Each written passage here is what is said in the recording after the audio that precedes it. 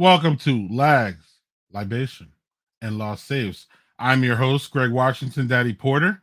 We got a great stream show for you tonight. We're going to talk about Nintendo Direct. We're going to talk about old school gaming versus the new gaming. We got a roundtable full of really good discussions, especially about Blizzard and Activision Blizzard and Microsoft. So before that, we're going to get into some news.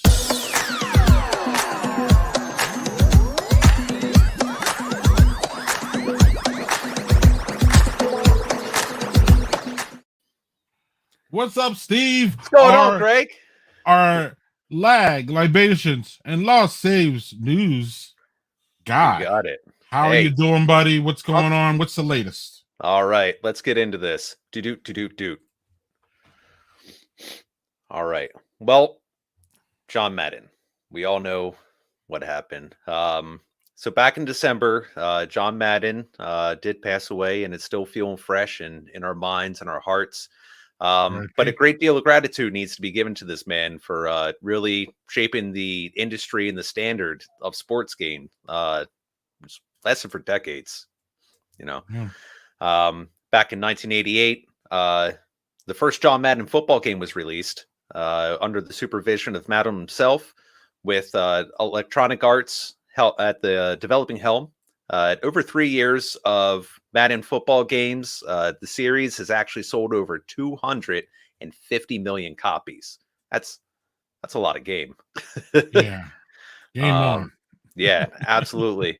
So a big thing where, like any football games at the time, Madden changed it, because any football games really only had like 7v7.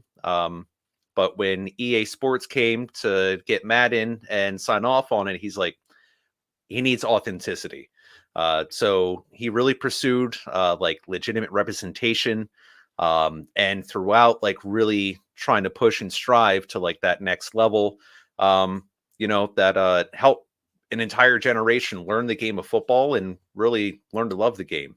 You didn't have to like sports to like sports games.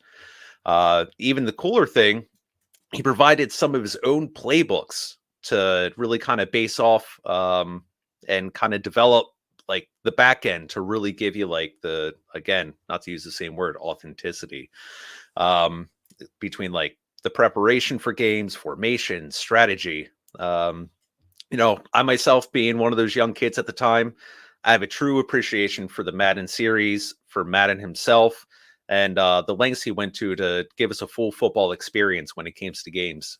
So, hey, Mr. Madden, thank you for all that you've done for us, and tip of the hat. Cheers. Cheers to him. Absolutely. Especially on Super Bowl week. Obviously he was huge in the football realm, but really more here. Just I'm just in awe of looking back at the changes that he made and just the effect that he's going to have even going forward. Madden is, as we were talking about before, it's a it's a monopoly at this point. There's no other football game, and there almost shouldn't really be, actually, because it's so damn good. So. Yeah, exactly. I'd be super surprised to see someone try to take down this juggernaut. Good luck. Yeah, seriously, that's a hell of an undertaking for that one right there. All right, next, which pretty damn awesome, that just came up. Excuse me. We got Rockstar Games announcing Grand Theft Auto 6. It's been 9 years since the release of Grand Theft Auto 5, and GTA. Rockstar finally actually officially announced that GTA 6 is under development. Reports have been made for like a couple years. I know. Yes, it's about damn time. I mean, how long could they really like keep going with? Well, I mean, that's like a redundant question. It's, GTA 5 Online. That's just like you just hear $ every time you say the name. But yeah, Rockstar's been pretty quiet about a number 6 for quite a little bit until now. The interesting thing is going to be this is the first modern GTA game developed by Rockstar since the departure of their co-founder Dan Houser, who left back in February of 2020. But his brother Sam, who they got into it together, he's still staying behind. Another name that's going to be missing from the development roster is going to be Laszlo Jones, who actually left in April of 2020, same year. So it kind of went along. He had to take a bit of a step back to, take care of family issues, which, hey, totally get it. But I mean, Laszlo's like the voice on the radio, all the characters, and you could kind of hope he's going to make like another appearance there. Now, along with that, there is going to be speculation as to like what kind of game is this going to be. There are rumors floating around that GTA is going to be like a bit smaller than GTA 6 going to be smaller than 5, with some possible stuff coming down the pipeline, seeing where it goes. I know there's even talk of maybe like revisiting like the Miami Vice theme of like Vice City, which I wouldn't mind. It's little Tony Versetti running around Miami on a freaking dirt bike, taking the dodo. Right. So yeah, we're definitely going to have to keep a close eye to see where this is going to go for the next level of Grand Theft Auto. But I'm pretty sure one thing's certain: we're going to see a lot of dollar signs for for Rockstar coming down the pipeline.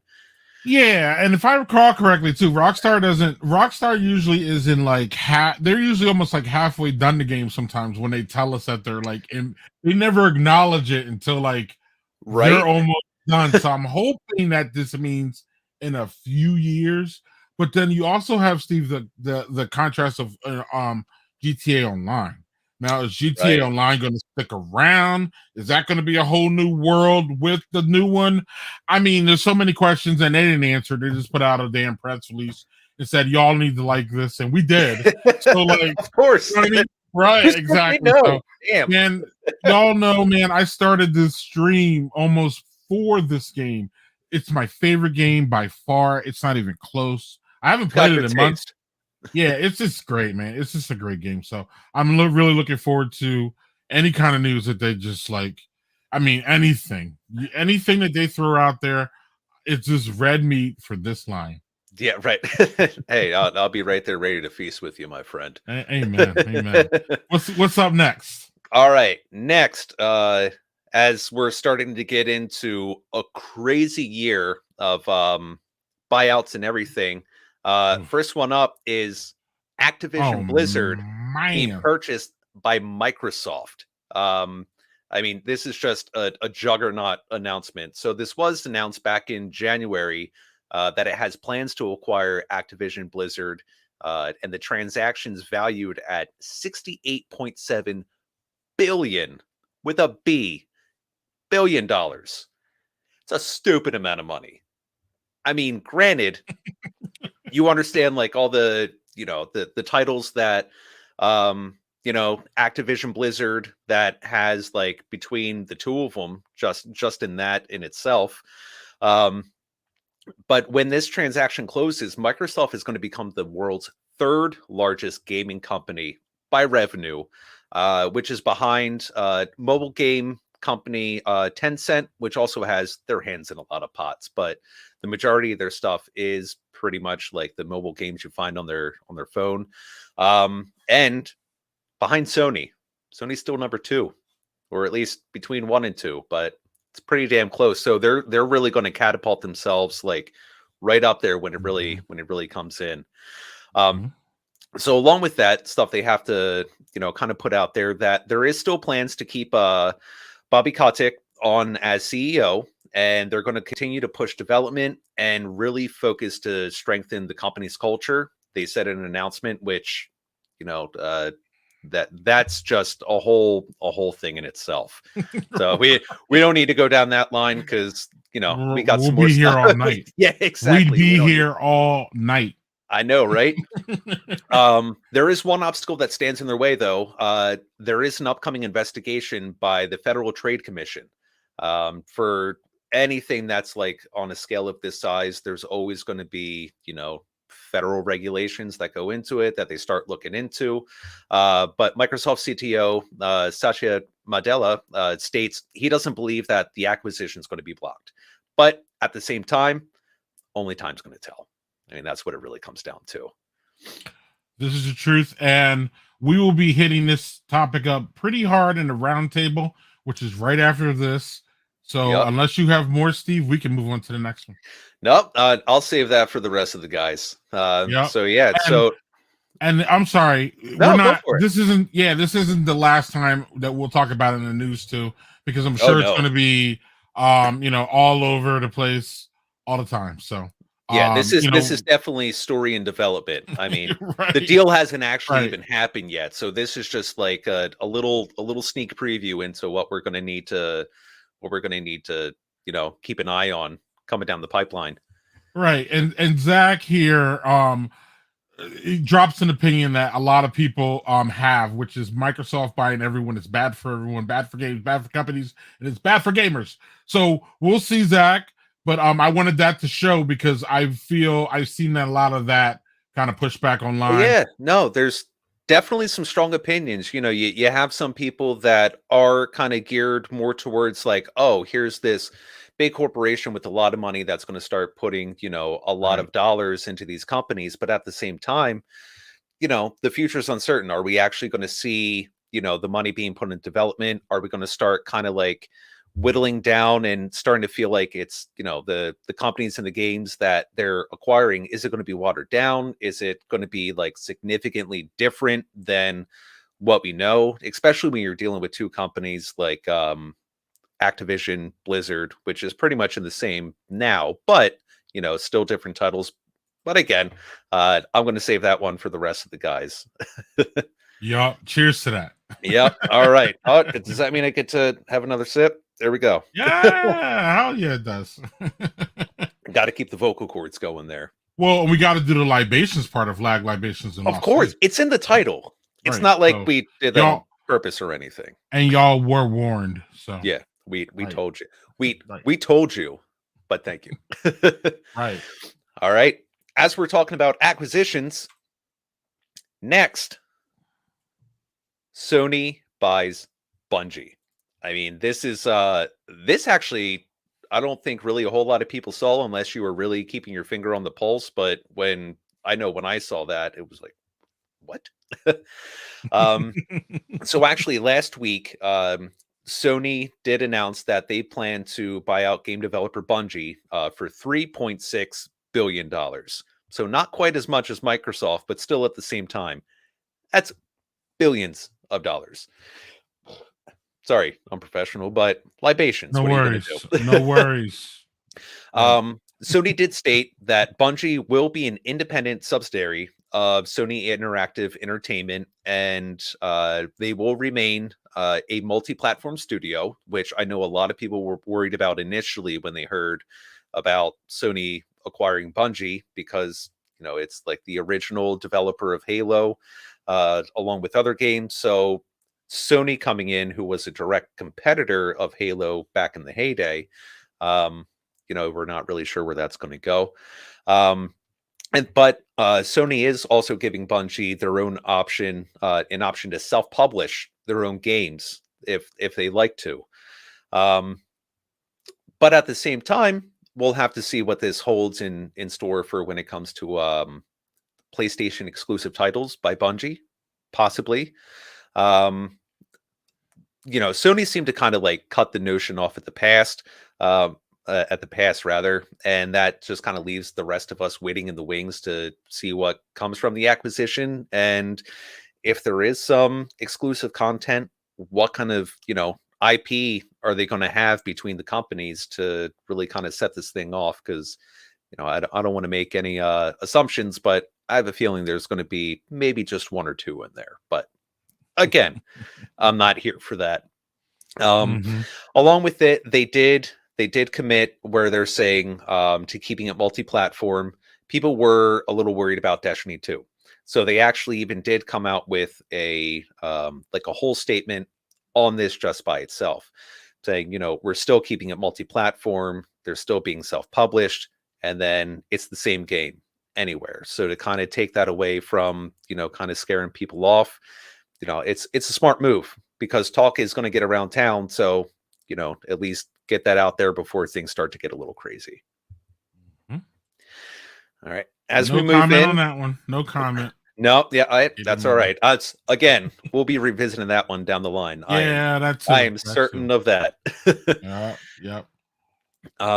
So much anticipated. The launch of Steam Deck is right around the corner. So it was announced that Steam Deck devices are going to start shipping on February 28th, and the first round of order reservation emails are going to be sent out on February 25th. Now, Steam Deck was supposed to had an initial launch of January. As with everything, gets pushed back a little bit, but by a month, that doesn't really seem to be too bad.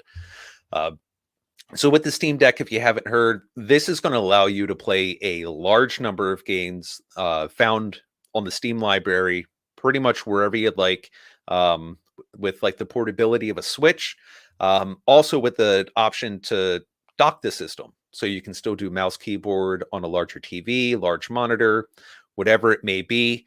The system itself, though, there is a little bit of worry just for the fact of the actual size, because it's about 15 to 20% larger than the Switch, and Ooh. it's almost double the weight.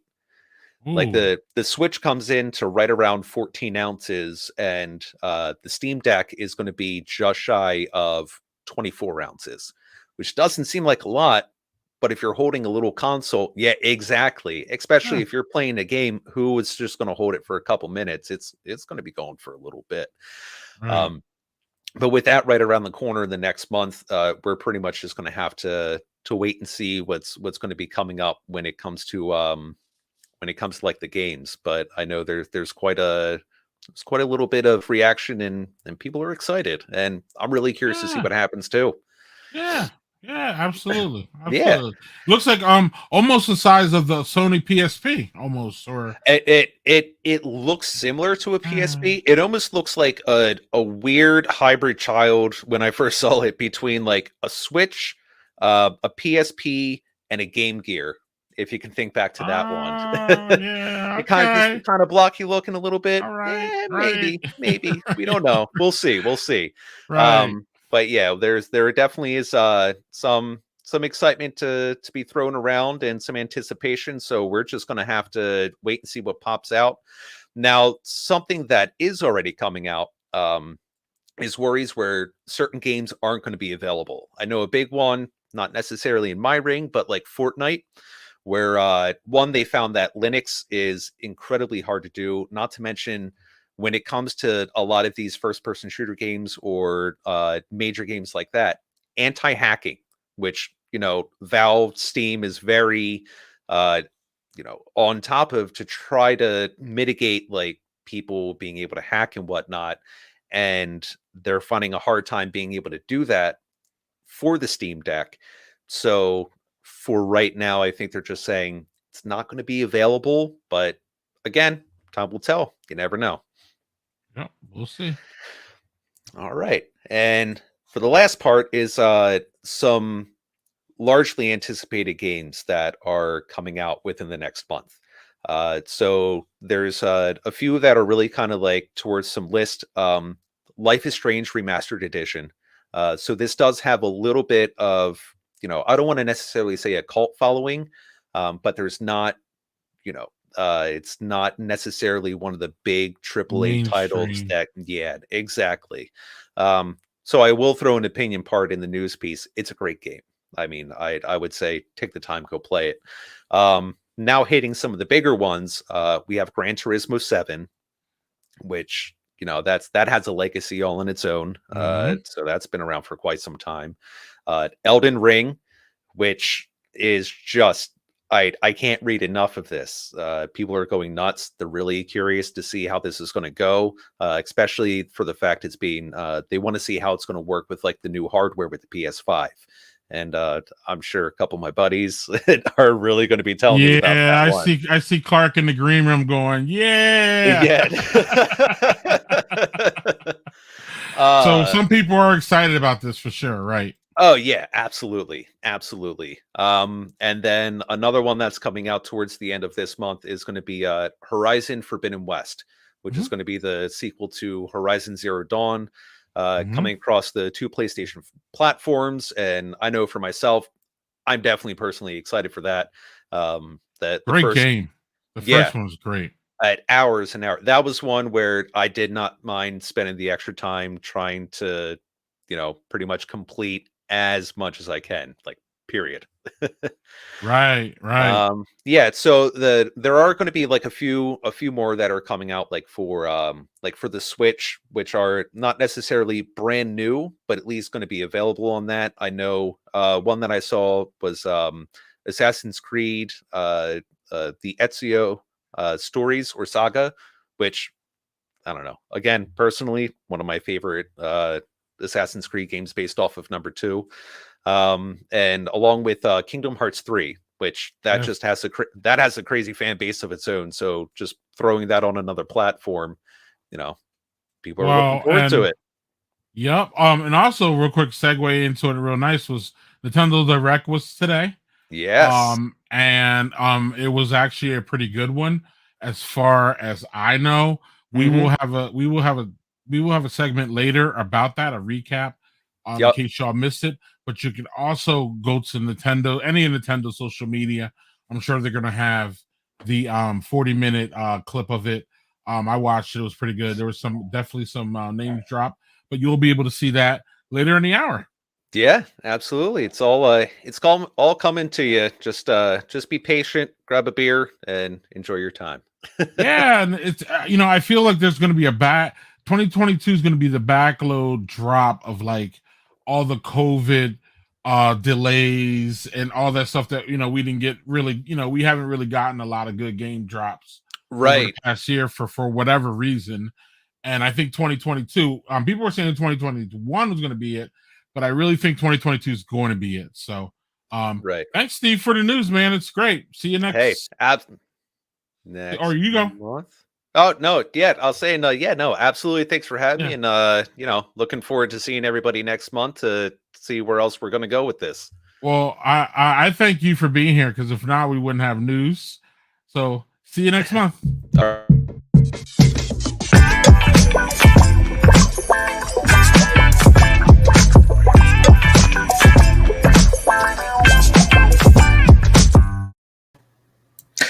Hey guys, my name is Matt Clark, and I'm going to be your host for the roundtable.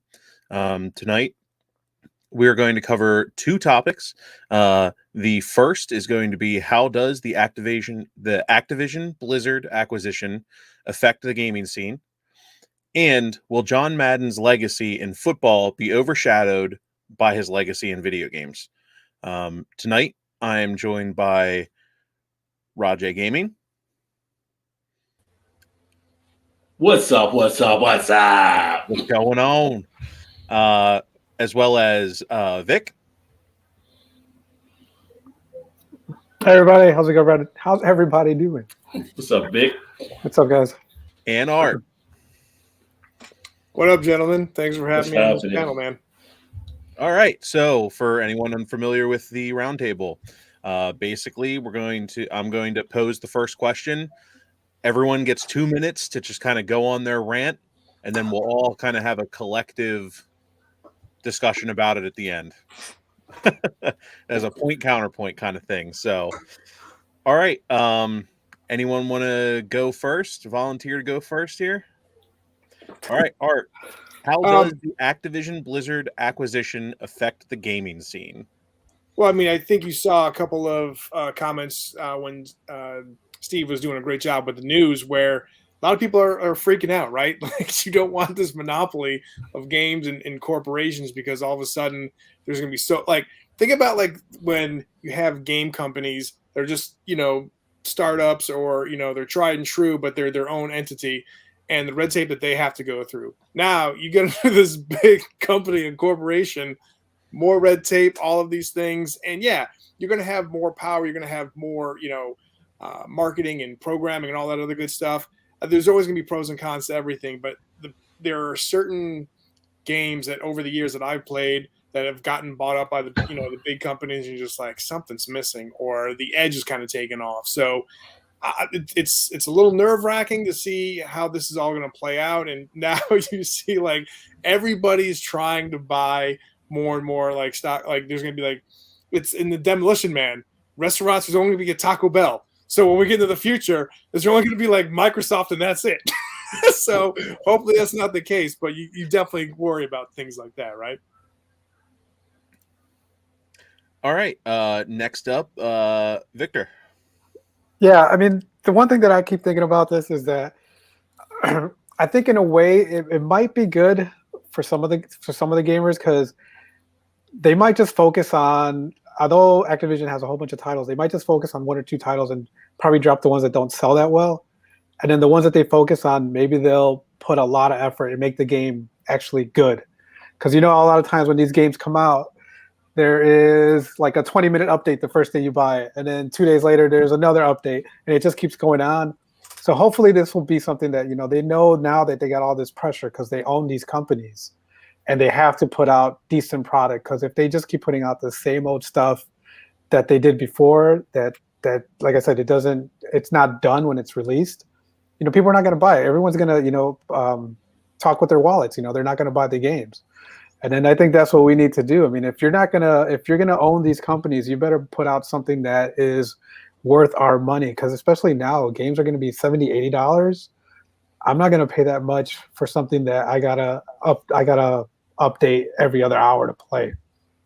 And then the one bad thing I would say is that the smaller titles that maybe the ones that we like the indie classics or like the cult classics, stuff like that, those are probably just going to get dropped. And then there's going to be like nowhere else to play them. So hopefully, they'll find a balance on doing that, putting out really good games like their title games, flagship games, but also putting out something like for the what's the word I'm looking for? Like the average gamer, something that you don't have to play with everybody all the time online. But we'll see what happens. Okay. How about you, Rod? I feel like I need to come in with my Peter Griffin. You know what grinds my gears? The whole Activision type thing. So, from my perspective, as you can see, my background, I do a lot of Warzone and Activision. Activision is having so many internal problems right now that if Microsoft's going to come in, one thing they need to do is probably get in there and clean house a little bit to figure out what the hell is going on over there. You have their biggest series right now is Call of Duty. And you have big time YouTube gamers that are basically out here slamming it, like don't play it anymore. It sucks. They're not fixing everything. You got flaws all over the place. You got the internal issues taking place. I feel like 69 billion, they took that and they ran. Like, okay, yeah, you can have it. We'll step out. Yeah, we're done, because they already knew they had stuff going on. So for me, I'm kind of curious how this is going to turn out, what Microsoft is going to do to actually come in there to build them up to get their reputation back, because right now it is wavering out there in the gaming community. So I'm kind of more interested from that aspect to see how they'll go, and then what other improvements they'll actually bring to some of the other games out there. So they've got some work to do. And, I've played Activision ever since going back to the Pitfall days. So, I mean, like Activision is like a first cousin in the house, you know what I mean? So I'll still mess around with it, but I just see other issues they still got to address out there. Okay. For me, I think there was the initial like big jump to everyone being like, oh, like Microsoft is going to like take over and like Sony's going to be done and stuff like that.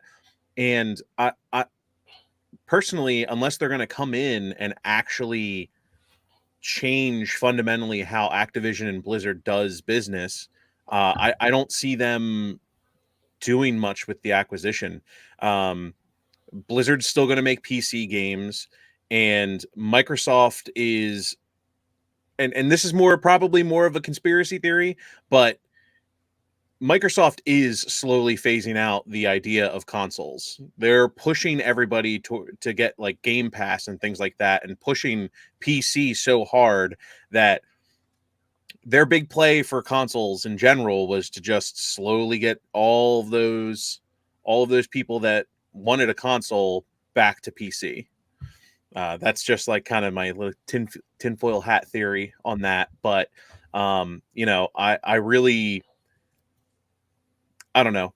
All the games are still going to come out for both systems, and you know, having a PlayStation and a PC is still the way to go. Nice. All right. So now it's just kind of open discussion. Did anyone have any counterpoints to anything anyone said, anything like that? I just want to say when Victor was talking about his side of things, I was just laughing at our boy Zach Rosenberg. It was just, I love his comments. He and I used to do a pop culture podcast together. Love you, Zach, and keep the caps lock on always, forever and ever. I just wanted to make sure I wasn't dissing Victor or anything along those lines. I was just like, sorry, dude. I was just like laughing at Zach's comments. That's all. Old Doug down there in the comments too is saying I'm a blasphemer. So I know he loves his Xbox, but if you have a PC, you don't need one. It's true. Like if you have a PC, you really don't need an Xbox. Like, what's the point? See, I got a gaming PC, but I'm more of a console player. I just don't want to deal with PC. Oh, me too. But that's why I have a PlayStation, because if I really want to play something that's going to be a Microsoft exclusive, because there is no Xbox exclusives anymore, it's Microsoft exclusive, I'm gonna play it on PC. Look, I have a controller. Like I have I have one of the Xbox One controllers. It just hooks to my PC.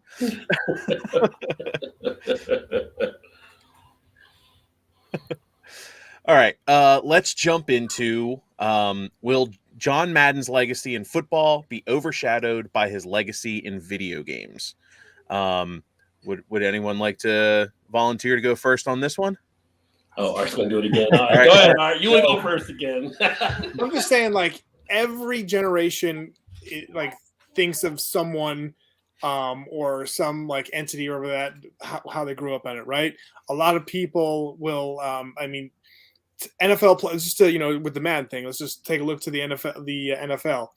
There are certain players that are playing in the league right now that are being interviewed by Troy Aikman and some other people who are broadcasters, but they used to play in the NFL, and like they'll sometimes be like, "Oh, wait, you played in the NFL?" And I wonder what Troy Aikman and other people are being like, Phil Simms, Chris Collinsworth, like they, especially during Super Bowl week, it's like, "Oh, wait, you played, right, as a Cincinnati Bengal, Chris Collinsworth?" Like, yeah, I might not look like it now, but back in the day, he was an athlete and he did play. So he, a lot of people coming up see those guys like Troy Aikman as, oh, he's a commentator on Fox for, the NFL.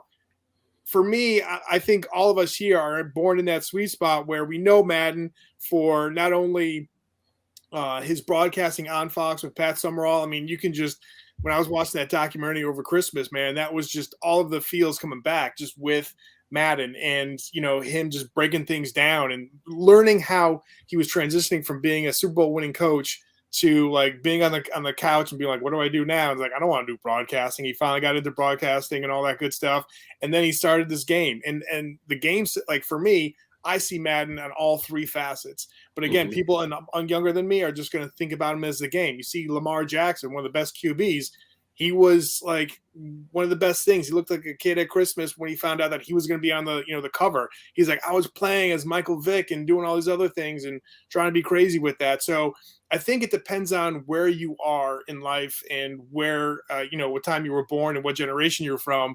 For me, I know Madden on all three facets of being, in the NFL as a coach, then of course being a commentator, and then, that gaming franchise, which Greg and Steve was saying, like, don't even come out with another games like franchise for the NFL because it's not going to work. Like, yeah, you had maybe NFL Blitz, you had like NFL, I think it was and NFL 2K or whatever, and maybe you had ESPN or something like that. But no one beats Madden, and I think people younger than us will be like, "Oh, this is a great video game." But then if they do their due diligence and check things out, they'll still, Madden's memory and legacy will still be there. And all facets, not just for video games, in my opinion. All right. Hey, I'll go. I agree with what Art was talking about. Think of like for nowadays, like every now and then a song will come on the television, and then like your kid will associate that song with that cartoon. But then later on, you're listening to one of your records, and that same song comes on. Excuse me, and they're like, "Oh, that's that song from Minions, or that's that song from so and so movie." But you're like, "No, this person made it first." And I think that's how it's going to be with Madden. It's like 10, 20 years from now, people are only going to see him as the video game coach or the guy on the cover of the video game or the guy whose name is on it. But you definitely got to give him a lot of respect for everything that he's done for the game. I don't think I would be into football as much as I am now if it wasn't for playing those Madden games, because seeing the playbooks, it helped me understand what was actually going on the field in an actual football game. And then when I would play with my friends, I could be like, hey, do a post or do a L, and I see Zach talking about me again. But but it was like, it helped me understand the game, and that's what I loved about it. So I think he's gonna keep going on. People are gonna, as long as we keep saying his name and keep making the titles of him, the game's gonna keep going on. People are gonna still remember him. That curse is still gonna go on, hopefully, because this year it took out Brady, so Brady's not in it, and Mahomes. Both of them were on the cover, and they didn't make the Super Bowls. So the curse is real, and hopefully it keeps going on. But yeah, I think Madden's going to keep going no matter what. Well, to jump in for my part, and I might need the 2 minutes plus on this one here. So Madden was huge. So in the arts point, because I think I'm the OG of the crew, really. So I grew up watching as a kid in the 70s when he was coaching the Oakland Raiders. And Madden as a coach was such a domineering person at such a young age. Remember, when he coached the Raiders, he was only like 36, which was unheard of back then. I mean, people think now with Gruden or some of the other younger coaches that it might have been around, but you didn't have that back then. And he just took that team, and it was the Raiders against the Steelers through the 70s. And they had some of the best games. He had some of the craziest players. Growing up as a kid, I was a big fan of Lester Hayes, who was one of his corners, Michael Haynes, all these different guys, all these characters he had on his team, Ken Stabler. And he was able to get the best out of these guys that you would think would have been a crew from the longest yard. I mean, you just didn't put these guys all together as a football team. He got the best out of them, the Hall of Famers he brought up. So you remember him instilling all of that into his team as a coach. And then when he went into the 80s as a commentator, and there was a mention there about Joe Montana football. That was Pat Summerall, but he came along and knocked Pat to the side, who was his buddy in the booth. And it changed the way the game was played. Because I played Tecmo, we played Joe Montana, we played every type of football game you could think of. And when that came out, and the first time you saw the ambulance come out when someone got hurt, you were like, what is that? What is that? And you were trying to put people out, trying to get the ambulance to come back out again. And it was just like the playbooks that he introduced, the 11 and 11, he wanted to be an actual game for you to actually, like Victor said, to actually learn from, that you could build from, and you got football knowledge out of it. So it was great along those lines. And depending, like I said, the generation you grew up, that's who you're going to be kind of tied to, because there's kids that grew up, born in the 90s or whatever, they know him from that game type thing, and they see him commentate, Thanksgiving with the turducken and all that kind of stuff. So they know he's on TV, but they don't really know him as the coach side of it. So it was just it was something incredible that every announcer that comes along now is going to be compared to him. Like there should be like some type of John Madden trophy in football, because when it comes to commentators, he was the one that is right there leading Mount Rushmore of commentators. And his presence was kind of that friendly type thing. You know what I mean? It was like people talk about him, like when they talked to him, it was like they were talking with him. It wasn't like some type of interview, hey, how's your fam? How's it going there? How's the kids? It was like you were just talking to a buddy. That's how everybody talks about him. And so playing that game, though, did change how I can't think about it. And it was nice. I was out playing that game. Yeah. We were in college. In college, I went to WVU, and the football team had an area called the Bone Dome, and it was all Madden games. You had to sign on a sheet to get in to play these matches, and it got serious. People were putting money down on these games and stuff. So, it was like a pool hall of video games when people would play Madden back in the day, and it was just a culture type thing of how you did that. And not just to have that game, I would think Madden is probably one of the first trash talking games, because you would play and you would talk trash while you were playing. That became a thing with it too. And when you watch the shows now, even with the Madden tournaments on ESPN or whatever they're doing, the Madden championships, you still got the trash talking that takes place there. So it just changed the whole thing and just made the whole gaming thing to another level. So I've always got big love for Madden. The only thing I would say with Art's point, 2K was close to actually getting up there with Madden. It was the first one that kind of gave you that point of view type look. However, EA got that licensing from the NFL, and that killed them. Because remember, 2K brought out Randy Moss and all these other players on there. And it was just like the throwing on it was a little bit more accurate. You were doing some different things. People were starting to fall in love with it. But that licensing killed everybody once EA landed that. No doubt. Yeah. No doubt, man. Well said, guys. Just quickly, too, with the with the ambulance, I love the fact that the ambulance would roll over players. It's Yep. like, what is that? I totally had a player injured by the ambulance as it was rolling in to get to somebody. It was. Yeah. I don't know if you guys ever played The Adventures of Bayou Billy. When Bayou Billy would get hurt, like, ugh. The same thing would happen if someone got ran over by the ambulance. Ugh. Yep, that was like the almost the exact same sound. So for my piece here,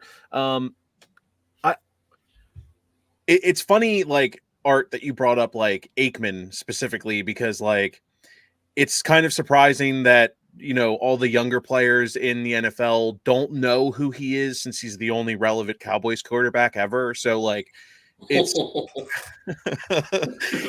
Staubach away. Shots fired is right. But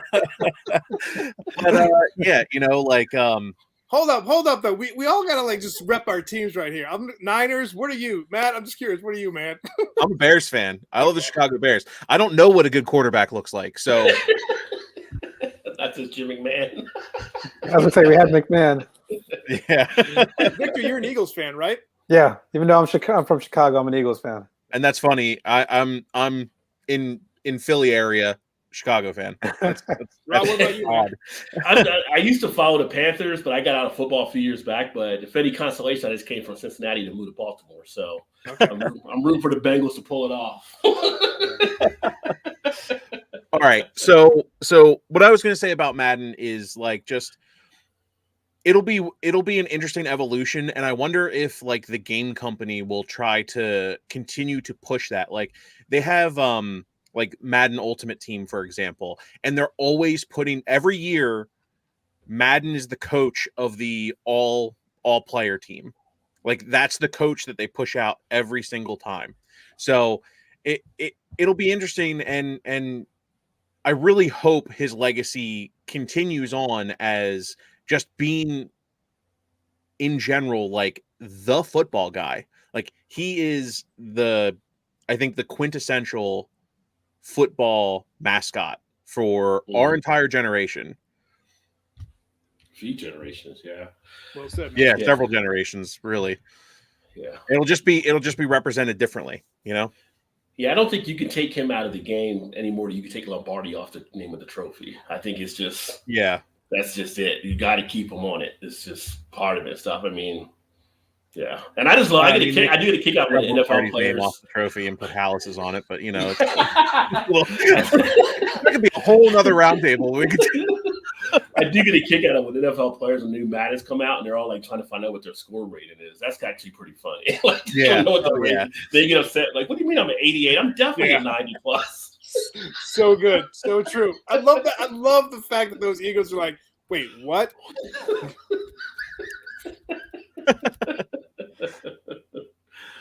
No. So, well, all right, guys. Thanks for joining us on the roundtable. We'll have more topics for you for the next stream, and we're rolling on to the next segment.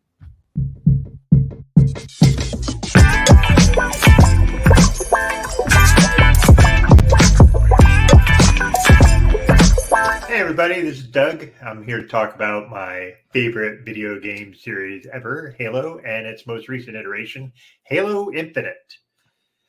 So let's get into it.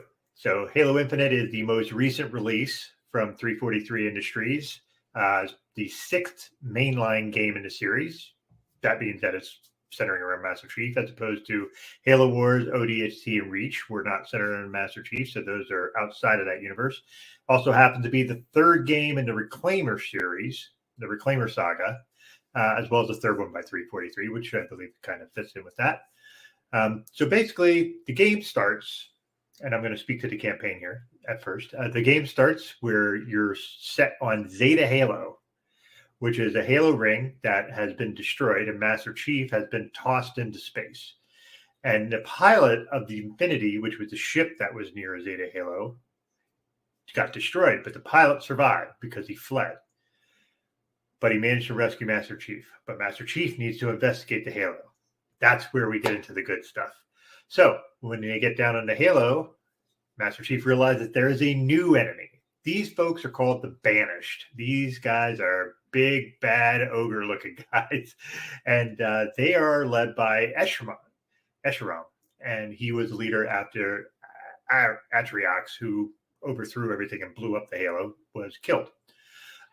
So basically the campaign goes through, follows this whole saga as Master Chief is trying to figure out what happened and if there's a way to repair the Halo, because that way he can figure out what happened and how to stop it the next time it happens. It goes through. We have a new character that is called the Weapon, which is a carbon copy, well, not a carbon copy, but a clone of Cortana, since Cortana went mad, to help Master Chief along. And this works great. If you've ever played Halo and you know the series, Cortana is integral to how it plays. And this new version is definitely different. You can see the personality difference, but it's very helpful throughout the match, throughout the game. So I think they integrated that in extremely well. The graphics, the mechanics, the gameplay are all excellent. And we were a little worried about that because when we first saw the initial trailer way back in, I believe, 2020, the graphics were leaving a lot to be desired because this was supposed to be on the brand new Xbox One system. So you would think that the graphics would look up a little better than the old one, and it looked fairly similar. Not to mention the main bad guy looked a lot like Thanos. Thankfully, they went back and retooled that, and that actually got rebuilt. The Banished are excellent enemies, and they feel really hard to defeat. They're bigger than anything in the Halo universe, the enemies, with the exception of hunters, and they have varieties of them. Some of them are fast-moving and attack real fast. Others have massive weapons. They're just really well put together and really well done as enemies for this game. Now, adding to the nostalgia to make it feel exactly like the old Halo is some of the Covenant enemies that we know and love. The Grunts and the Brutes and the Jackals are all still part of this, and somehow they're entrenched in with the Banished. So they make it feel a little bit like the old one. You get all the stupid, silly grunt quotes when you die. Those are always hilarious. Another thing that they brought back in the campaign, which I'm a huge fan of, is they brought back the skulls, which are really hard to find. There's always just this really nifty element of feeling like you discovered something really, truly hard to achieve. So I'm glad they brought those back. And you can always turn those on when you're doing campaign mode to make the game more difficult, or just silly, like Grunt Birthday Party, when you headshot them and they blow up and have confetti all over the place. So, like I said, the campaign is definitely really excellent. It works almost as well as Halo 5, which I thought was a really great campaign as well. Now, when we go over towards the multiplayer, this is where I was actually really concerned because they introduced the grappling hook. And the grappling hook is part of the campaign where you have it most of the time.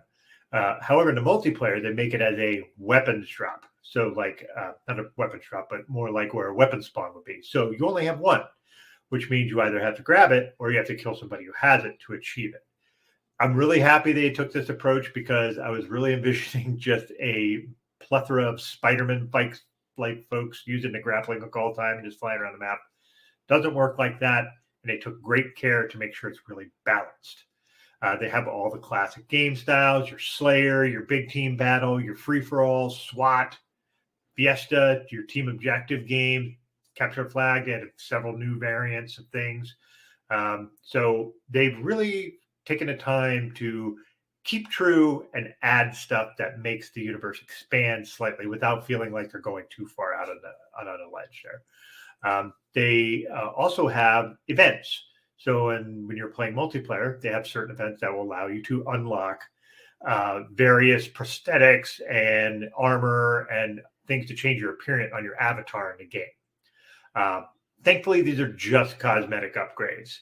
I'm really glad they didn't add the whole laborious weapons upgrade system that so many games have, which I think is just tedious and a pain in the ass. Now, they did also, there is a rumor about that they may come out with a battle royale mode, similar to Fortnite and Call of Duty. I don't have an ETA on that, and that's just kind of rumors in the wind right now, but that could be an interesting way to approach it, like a giant free-for-all.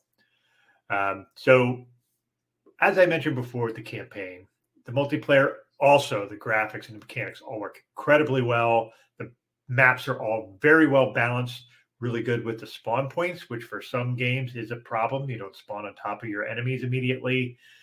They just do a very good job. They've always done a good job of that sort of thing, and I'm glad they stayed true to that. So it runs very smooth. It's all well designed. It's well done. And 343s did a great job with this. So I highly recommend it. For me, I'm going to give it a 9.5 out of 10. That's my review, folks. Have a good one.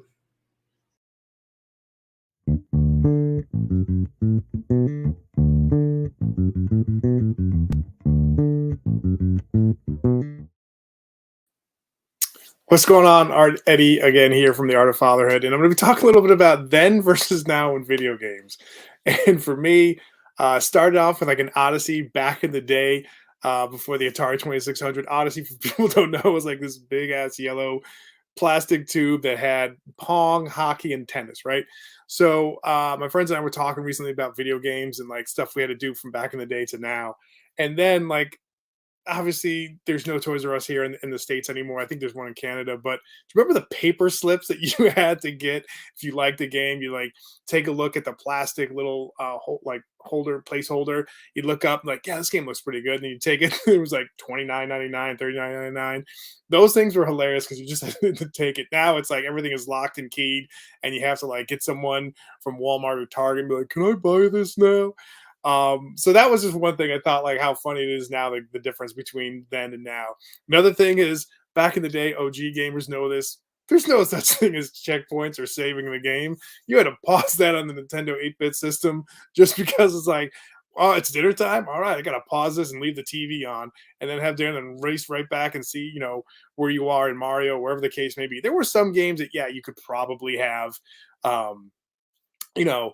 saving and checkpoints here and there, but that thing was that like back in the day, there was no saving or checkpoints or like that. And a real OG would like start like Saturday morning and Saturday night, maybe into Sunday morning, trying to beat the game. Walmart, whether if you're in Walmart or whatever type of store you were back in the day with your parents, they were food shopping and you were like hanging out with them, you'd always go to the magazine section and like check out like the Electronic Game Monthly or whatever, the Nintendo Power, for the different tricks and cheat codes and all that other stuff before the internet. You'd go to like, for me, I would go to like the place where you would like drop off your photos because they had pens there, and I just start writing the codes, right? Who else tell me someone else has probably done that back in the day, not just me.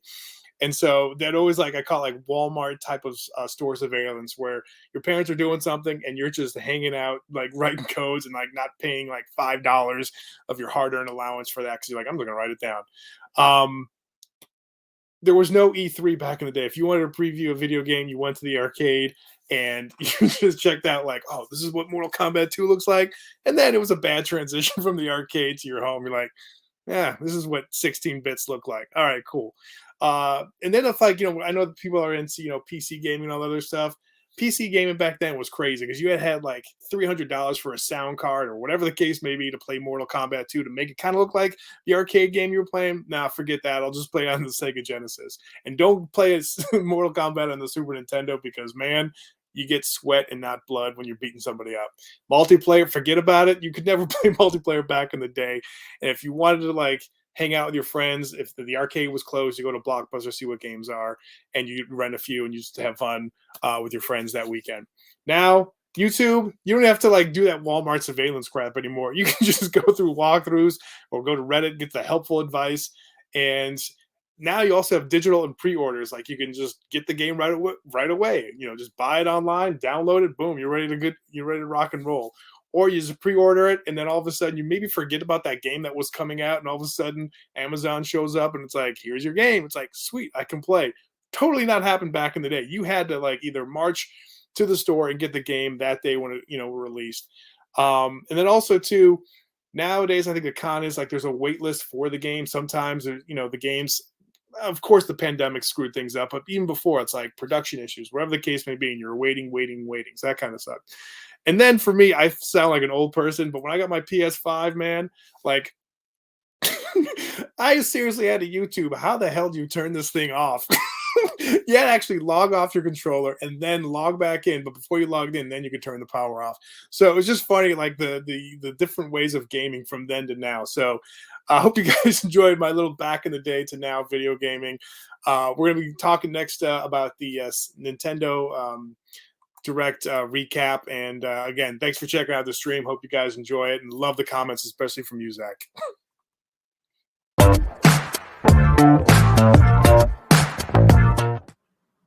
Hey y'all, we're here to get some immediate feedback on Nintendo Direct that just happened today, 2/19/2022. I'm here with Panda and Slothy, and we just watched the whole thing, and we're about to tell y'all what we thought. Panda, what were your first reactions? What do you got? My first reactions while sawing the Kirby thing, that was crazy. Just to see like how they can add like stuff from Mario. What's the game called? I'm sorry, what's the game called? Mario, or no, it's Kirby New World, I believe. Okay. Forgotten Land. Forgotten Land. Okay. Thank you. Yeah, the Forgotten Land. Just to see how they're gonna add like stuff from Mario Odyssey, like how could Kirby turn into a car, some other things, a vending machine, which Kirby turned into a car. I don't know. I just thought that was funny. Especially you can upgrade abilities, just more like just seeing more stuff like you upgrade abilities, and that's really cool. Just seeing more hub world, you can like progress the hub world really well. I don't know, that was really Any cool. other games? We got Mario Kart. Mario Kart, oh my goodness. That was like at the end of it. When I saw that was really cool because I like to play a lot of Mario Kart 8. I played a lot and then I kind of dipped off because it's kind of just. What was the announcement? What did they say? They added like I think 48 new maps, or not new maps, old from the old games. So like the original, like the 3DS, Mario Kart 7, Mario Kart Wii. They added those map. They're gonna add those maps to Mario Kart. Yes, exactly. Mario Kart 64. They're gonna add. I think some of them. I don't know if they're gonna add all of them.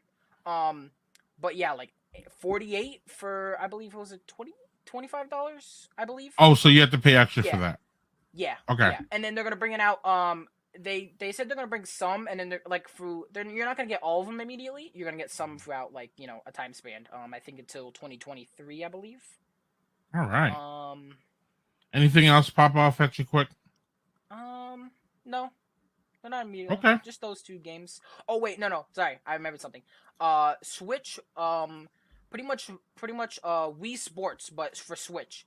That is really exciting. I know. I really liked Mario Kart Wii. I think a lot of people like not Mario Kart. Sorry, Wii Sports. Wii Sports. Mm-hmm. That was really cool. Just to see that it get like a not really a port, but it got like new game modes like this, like the soccer one that you can use for motion controls or something. You get like a strap or something.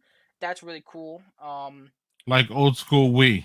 Yeah. Like it seems like the ups, like it seems like Wii Sports like Plus almost, but like for the Switch, and like it seemed like better motion controls, for the Switch and stuff.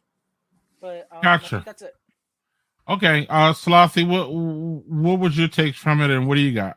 To expand more on the Kirby thing, I consider myself a pretty big Kirby fan. I play Planet Robobot, Triple Deluxe. Granted, those are the only two games. I consider myself a pretty big fan. And I think the new game was really cool. I really like them expanding more on the copy abilities, because copy abilities already felt like, okay, you just bought like 3 more. That's cool for like 5 minutes.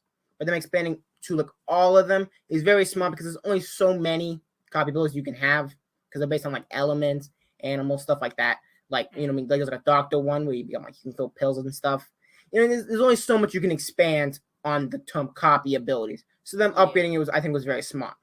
Also, going back onto the Mario Kart, I would pay $25 just for Coconut Mall, but getting an extra 47, it's that's a great deal. That's like almost 50 cents per game, per map. Yeah. And they're doing stuff from the Mario Kart Tour, the mobile game, from the Wii game, stuff like that. And I really like going back. I'm kind of bouncing back and forth, but going back to the Kirby game, dude, I really like how they have like new hub worlds. I like how Kirby has like this mode where you can become a vending machine. I think that's really funny, and the fact that let me just, and yeah, I think that's cool.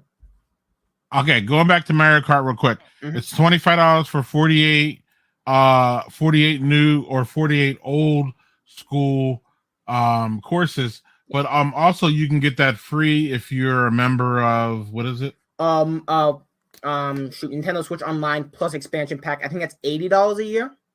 Okay. You can get a family pack. I don't know the exact price. I think it's $90 a year. Gotcha. So if you're 2 people, you should get the family pack. That is just instant. You save money.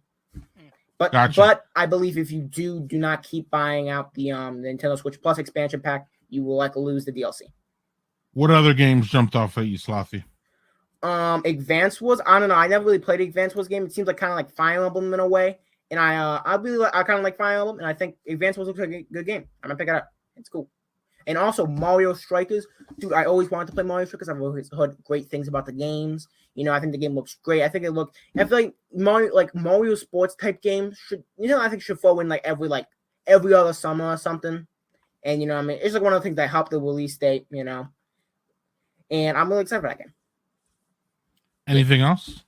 And dude, Earthbound and Earthbound Beginnings being on the Nintendo Switch Online, not to be confused with Nintendo Switch Online plus expansion pack.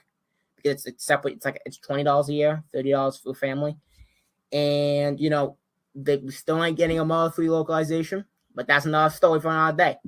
But I think Earthbound's really cool, and I might actually get me to do the online to pay for it. It's really cool. Excellent. Anything else?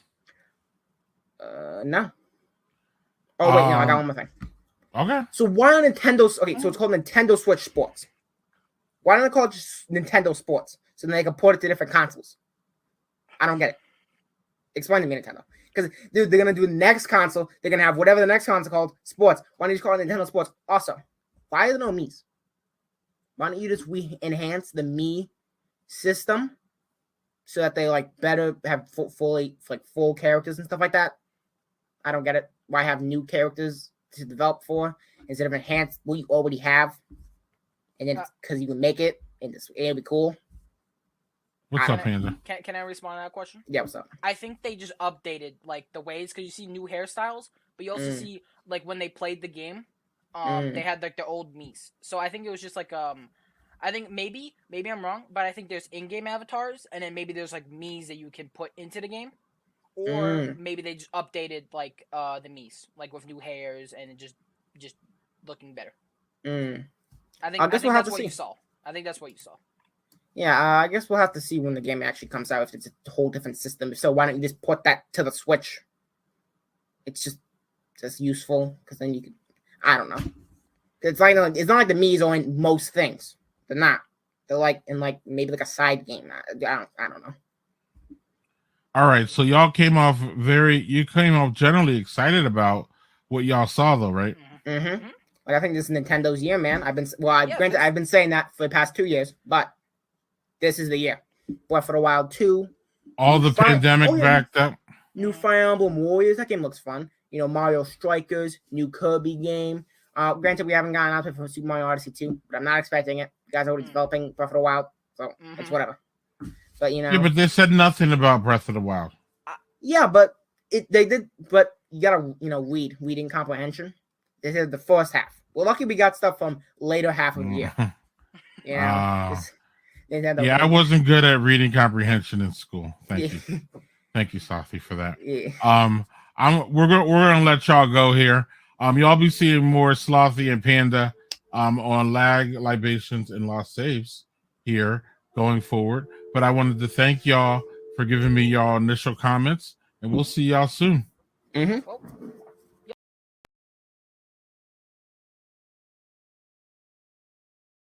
What is up, everybody? Rajay from Rajay Gaming, just stopping in to pop on here for a quick promo for Lag Libations and Lost Saves, a new channel just introduced on YouTube where I'll be teaming up with other gaming enthusiasts to discuss the world of gaming and some of the different things coming out from the news all around the industry, some good discussions, some good debates about some of the games that are out there. And of course, we will discuss over a few libations. And so for me, I was asked to be a part of the cast here, which is great. I'm looking forward to it. My gaming experience goes back to the beginning, basically. You can call me the OG if you like. Started out back in the day with the 2600 when it came out.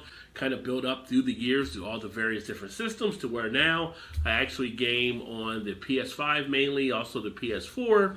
Do break out the PS3 once in a while. I'm more of a PlayStation player. I do a lot of the first-person shooters, big more into the Warzone, Call of Duty type series. So it should be a fun time. If you want to check me out on Rajay Gaming, as seen here on YouTube, and the new show, the new channel, Lag Libations and Lost Saves. Subscribe there on YouTube so you can see the whole panel and then join in on discussions and the live streams that we'll have there. That'll be fun.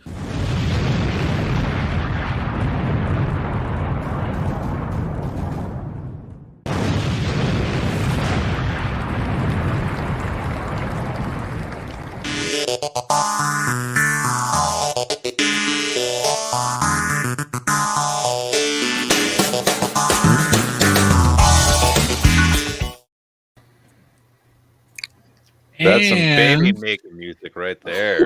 That's exactly what I was about to say. I was just about to say that too. Like, What's up, fellas? What's your first? What is your? What do y'all have to say after that? I'm excited to do more of these. It's freaking awesome. It's about damn time. Yeah. I can't wait. No, this is I think this was a really good kickoff. Had a little bit of everything, and just to see where this is going to go. I mean, shit, who can't be excited by this point? Yeah, I think Slothy's going to have a grind my gears segment pretty soon. The way he was